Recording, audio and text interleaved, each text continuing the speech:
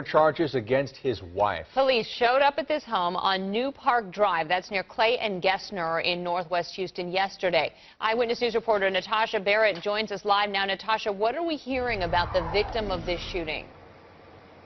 Well, Alona, it was about this time yesterday, just about 24 hours ago, where neighbors saw police cars and ambulances right behind me. They thought somebody was having a medical emergency. They did not know until today the real story behind what happened, and they're very, very surprised. In these pictures, they look like a very happy family. Their Facebook accounts are packed with good memories. County records show Tu Huyen married her husband Steve Hafer 3 years ago.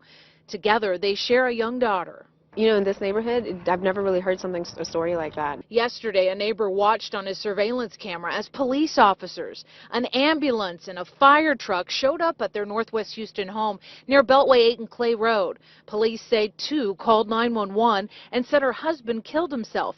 But once investigators got inside their home, they say they found other evidence pointing to murder. 29-year-old Tu was arrested for shooting and killing her husband. What? It's crazy. Just shocking. Yeah, it's crazy. I wouldn't imagine that.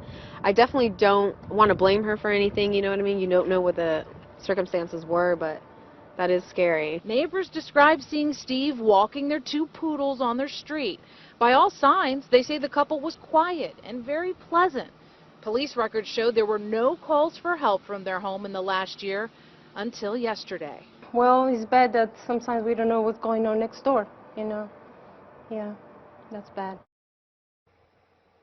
At this point, not sure where their young daughter was when this all happened, when the shooting happened yesterday. A neighbor thinks that family possibly might have her. Police aren't saying where she was at the time of the murder. Now, coming up at 6, we'll have a special new report for you about what happened here. You'll also hear from Steve's boss. I talked to a place where he worked today in Southeast Houston about what happened, and they released a statement on his death today. That's at 6 o'clock tonight. For now, reporting live, Natasha Barrett, 13 Eyewitness News.